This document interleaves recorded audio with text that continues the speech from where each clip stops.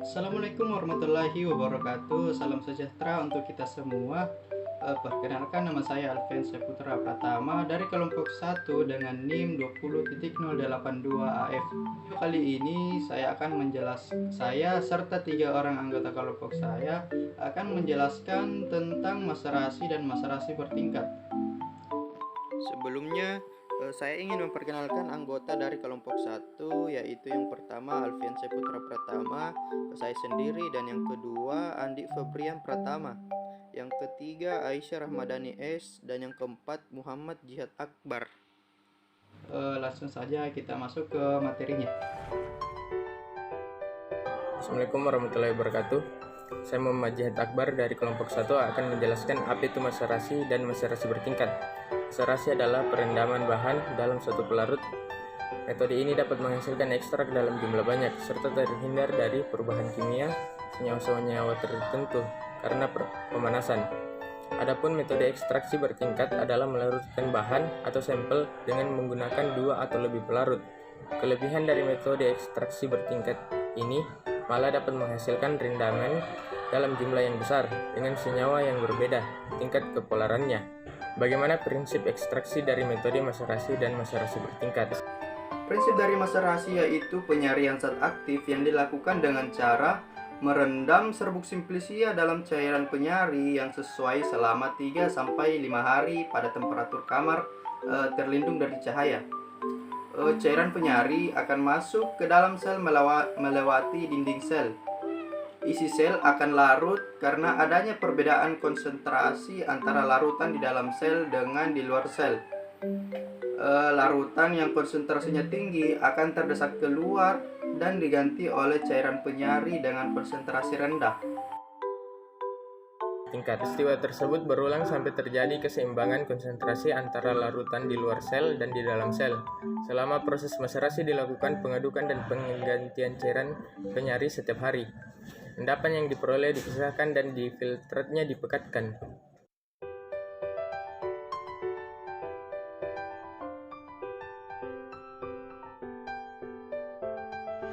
Saya Aisyah Rahmadani di sini akan menjelaskan mengenai karakteristik dari metode maserasi dan maserasi bertingkat dan juga sifat dari ekstrak yang dihasilkan dari metode maserasi.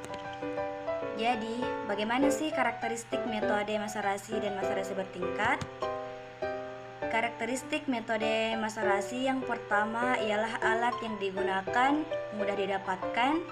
Yang kedua ialah metode ekstraksi yang sederhana dan mudah dilakukan karena pada metode maserasi tidak dilakukan pemanasan.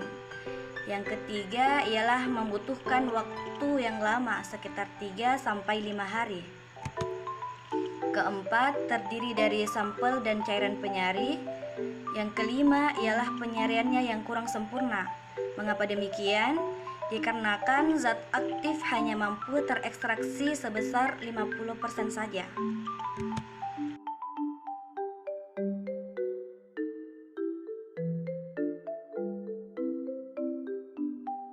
Ekstraksi pada metode maserasi ini umumnya bersifat ekstrak kental atau liquid kental yang mengandung sari atau kandungan dari bahan baku tanaman tanpa adanya ampas tanaman. Hasil ekstrak atau liquid kental yang tadi dapat dilanjutkan ke proses yang lebih lanjut, seperti pada ekstrak kapsul.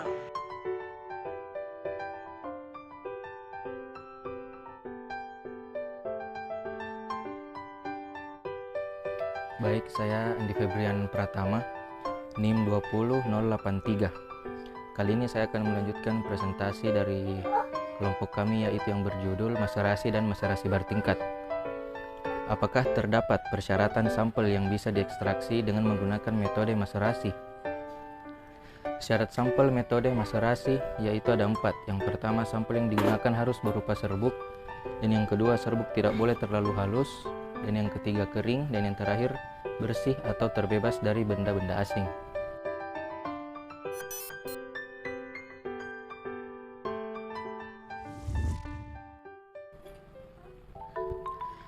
Metode maserasi biasanya digunakan di bidang kefarmasian pada saat pembuatan sediaan siap konsumsi.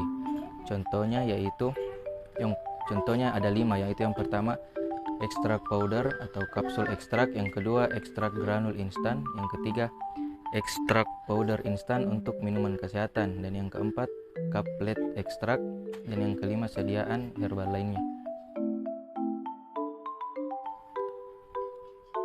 Langkah-langkah pembuatan ekstrak menggunakan metode maserasi, yaitu terbagi atas 5. Baik, yang pertama, sampel biasanya direndam selama 3-5 hari sambil diaduk sesekali untuk mempercepat proses pelarutan komponen kimia yang terdapat dalam sampel.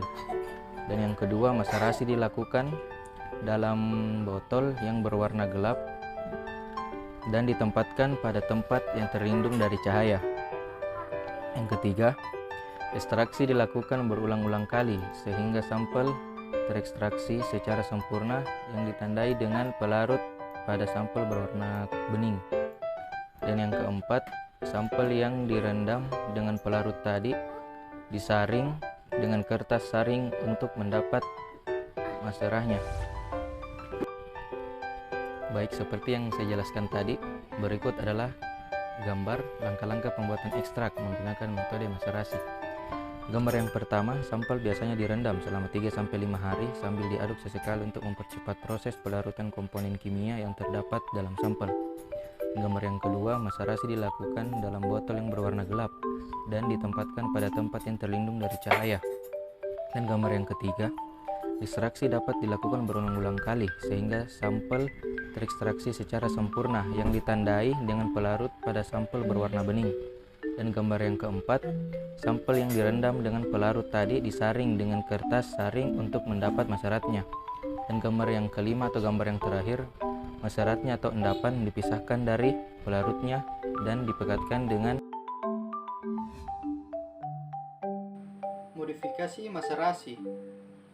Maserasi dapat dilakukan modifikasi seperti digesti. Digesti adalah cara maserasi dengan menggunakan pemanasan lemah, yaitu pada suhu 40 derajat sampai 50 derajat Celcius. Cara maserasi ini hanya dapat dilakukan untuk simplicia yang zat aktifnya itu tahan terhadap pemanasan. Dengan pemanasan akan diperoleh keuntungan diantaranya itu kekentalan pelarut berkurang yang dapat mengakibatkan berkurangnya lapisan-lapisan batas. Dan yang kedua itu daya melarutkan cairan penyari akan meningkat sehingga pemanasan tersebut mempunyai pengaruh yang sama dengan pengadukan. Yang ketiga, koefisien difusi berbanding lurus dengan suhu absolut dan berbanding terbalik dengan kekentalan. Hingga kenaikan suhu akan berpengaruh pada kecepatan difusi. Umumnya kelarutan zat aktif akan meningkat bila suhu dinaikkan. Selanjutnya, maserasi dengan mesin pengaduk. Maserasi dengan mesin pengaduk ini penggunaannya yang terus menerus. Waktu proses maserasi dapat dipersingkat menjadi 2-24 jam. Dan selanjutnya ada remaserasi. Cairan penyari dibagi 2. Seluruh serbuk simplicia dimaserasi dengan cairan penyari pertama. Sesudah diendap, dituangkan dan diperas. Ampas dimaserasi lagi dengan cairan penyari yang kedua. Selanjutnya ada maserasi melingkar. Maserasi melingkar ini maksudnya maserasi yang dapat diperbaiki dengan mengusahakan agar cairan penyari selalu bergerak dan menyebar. Dengan cara ini, penyari selalu mengalir kembali secara berkesinambungan melalui serbuk simplicia dan melarutkan zat aktifnya. Keuntungan dari cara maserasi melingkar itu ada 3. Yang pertama, aliran cairan penyari mengurangi lapisan batas. Yang kedua, cairan penyari akan didistribusikan secara seragam sehingga akan memperkecil kepekatan setempat. Dan yang ketiga yaitu waktu yang diperlakukan lebih pendek. Dan maserasi yang selanjutnya itu ada maserasi melingkar. Maksudnya itu maserasi melingkar bertingkat. Pada maserasi melingkar, penyarian tidak dapat dilaksanakan secara sempurna karena pemindahan massa akan berhenti bila keseimbangan telah terjadi. Masalah ini dapat diatasi dengan maserasi melingkar bertingkat. Selanjutnya, pelarut yang digunakan dalam metode maserasi. Ekstraksi tergantung pada tekstur dan kandungan bahan dalam tumbuhan. Senyawa atau kandungan dalam tumbuhan memiliki kelarutan yang berbeda-beda dalam pelarut yang berbeda. Pelarut yang biasa digunakan antara lain itu ada kloroform, eter, alkohol, metanol, etanol, dan etil asetat. Ekstraksi biasanya dilakukan secara bertahap, dimulai dengan pelarut yang nonpolar, yaitu kloroform atau N-heksana, semipolar, yaitu etil asetat atau dietil eter, dan pelarut polar yaitu metanol atau etanol berdasarkan Harbon 1996.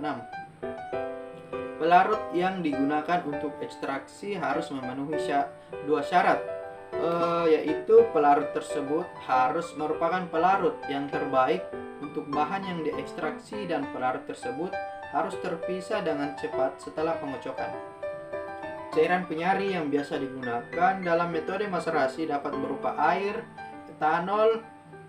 etanol atau pelarut lain.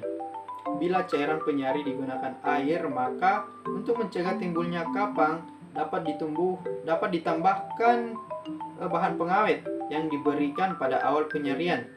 Menurut Debkes RI tahun 1986.